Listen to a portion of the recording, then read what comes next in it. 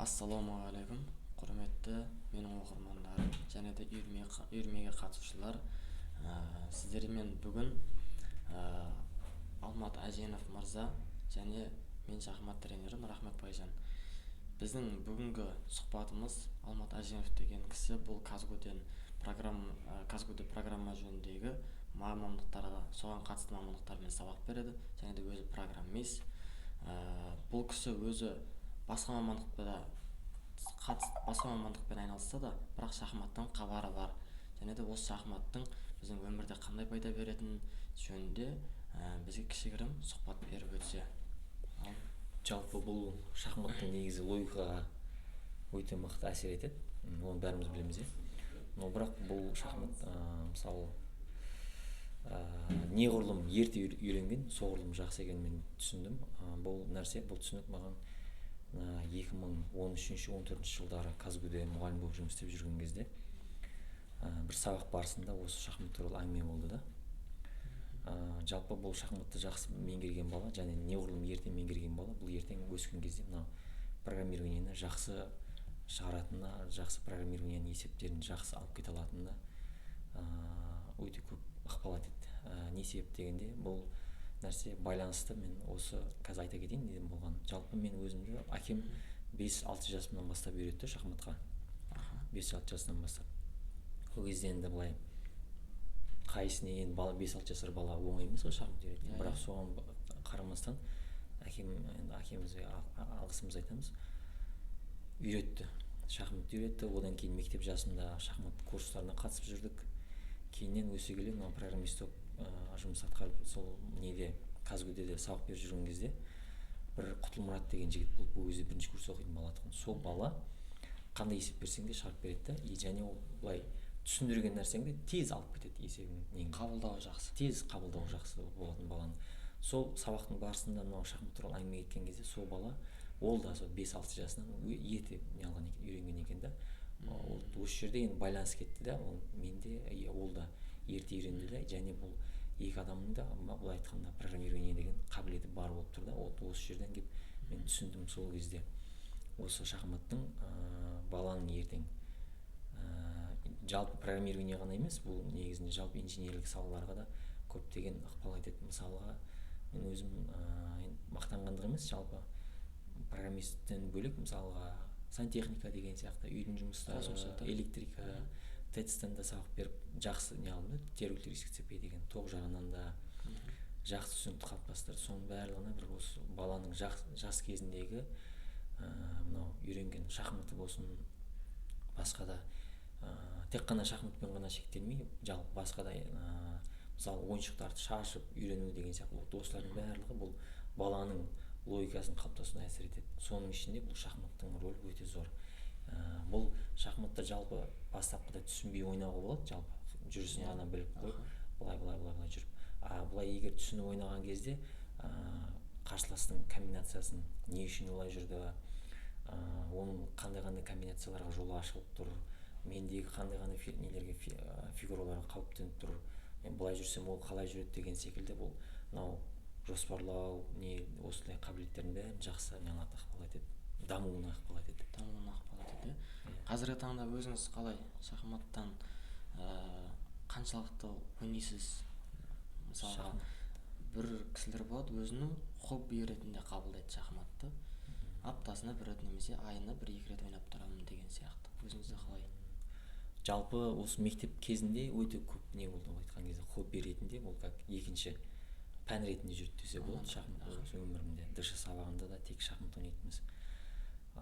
Қазіргі таңда жұмыс, отбасы деген сияқты бұл қол тиген кезде немесе уже бағанағыдай бір достармен жиналған кезде шахматтың бір сәтті теуіп қалған кезде ойнауға тырысамыз.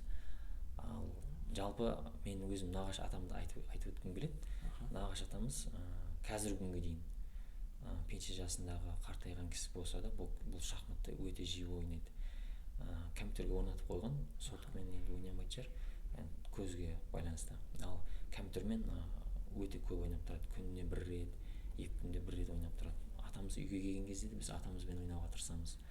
Бұл екінші жағынан бұл екінші жағынан бірінші жағынан мынау уақыт өткізуге тиімді алса, әсер берсе, екінші жағынан бұл мынау әсіресе қарт кісілердің мына миының атрофиясын алдын алады. Яғни мынау ұмытшақтық, мынау есінен алу деген сияқты нелер болады ғой, қарттыққа байланысты. Иә, осылардың бәрін алдын алып отырады. Яғни бұл миға стресс беріп отыру керек та, мынау шахмат ойнау арқылы миды шынықтырып отыруға өте көп жақсы әсерін тигізеді. Мен енді осы сіздердің айтқан сөзіңізге қарай негізі өзім басында да бұрыннан ойлап жүретінмін.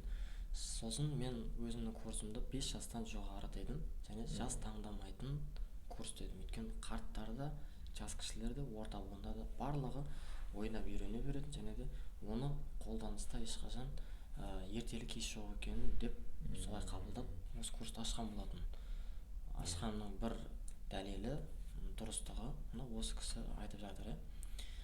Және осы курсымызға енді қандай баға бере аласыз? Және де мен оқырмандарыма мысалға қанша уақытта нәтиже алуға болады, сондай нәрселерден бір ауыз айтсаңыз өзіңіз. Өте дұрыс. Негізі бұндай курстар бізге керек, әсіресе мынау біздің елімізге, жастарға өте керек. Қарт кісілерге де өздерінің мынау состояниелерін ұстап тұру үшін, бір қалыпты ұстап тұру үшін, әсіресе жастарға өте көп не алу керек. Қазір мына ата-аналар өздерінің балаларына ықылас қойып, мән беріп, балаларына әсіресе жастан, тек 5 жастан ғана емес, бұл енді ол баланың қабілетіне байланысты да шығар. Мысалы, ол бала алғыр болса, есте сақтау қабілеті жақсы болса, ол 4 жастан ол алып кетуі мүмкін бұл шахматты. Осыған байланысты неғұрлым ерте болса, соғұрлым жақсы. Мысалы, жапондықтарда бір кітап бар, «После 3 поздно» деген. Бұл өте танымал кітап, бала тәрбиесінде жалпы. Соған қарағанда енді ол 3 жасар баланы шахмат ойнау қиын шығар, бірақ 3 жасқа дейін ол нәрсені былай айтқан кезде шахматтың фигураларымен таныстырып, курсқа бермесе де жалпы үй жағдайында ата-анасы фигурамен таныстырып, баланың көзінше ол мамасы мен ата-анасы бір-бірімен шахмат ойнап, осылай қызығушылық қалыптастыру керек те. Жалпы мен өзім өмірімде ол нағашы атаммен біздің әкелеріміз, ағаларымыз, нағашаларым жиі ойнайтын да, осы процесс көргеннен кейін уже балада шахматқа деген қызығушылық пайда болып, осылай келіп біз келдік 5 жасымыздан бастап, 5-6 жастан бастап. Бұндай курс өте керек. Және бұны бала өмір бойы алып жүру керек те, бұл шахматта. Ұмытып қалмай, үйде міндетті түрде бір шахматный не болу керек, шахматный тақта болу керек, фигуралармен. Бұл айтқан кезде дәстүр ретінде қалыптастырса да жақсы да. Мысалы, мен атамның үйінде, нағашы атамның үйінде фигурный шахмат болған. Ол СССР-ның кезінде сондай қымбат қалған фигурный шахмат. Соны атамыз біз бала кезімізден айтатын, кейін немерелерін бәрін жинап, турнир өткізіп, осы шахмат ұтып алған адамға берем дейтін да. Кейіннен сол уақыт сәті туып, осыдан бір 5-6 жыл бұрын сол турнирді өткізді атамыз. 7-8 жыл бұрын да.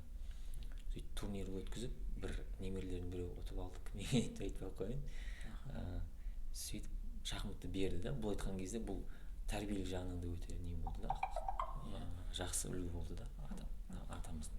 Қазіргі таңда шахмат жайында әлемде 8 жасқа дейінгі жарыс ұйымдастырып жатыр әлемде. Демек бұл енді қазір әлем бойынша шахматтың жақсы дамуы, қарқындылығын көрсетіп жатады ғой енді. Өйткені қазір 5 жас, 4 жастан бастап шахматтық Қазақстанда да үйірмелер көп, оқушылар қатысып жатыр. Яғни бұл 8 жасқа дейін бұл әлемдік жарысқа шығу үшін уже 2-3 жылдық еңбек тәжірибе керек қой. Міндетті түрде ол 2-3 жыл как минимум болу керек балада. Және шахматтың қазіргі таңда мектептерге де қосып жатыр. 100-ден аса мемлекеттерде мектепте бұны қазір пән ретінде қосуға қандай ұсыныс бере аласыз ба, қалай қарайсыз? Өте керек бұл пән ретінде. Және бұл пәнді бастауыш сыныптан бастап енгізу керек. Яғни бағана 5-6 жас дегеннен келеді бұл нәрсе шығаруға. Бірінші класс нулевойдан бастау керек па, бірінші, екінші, үшінші классқа дейін ба, осы бір 2-3 жыл қатарынан беру керек те.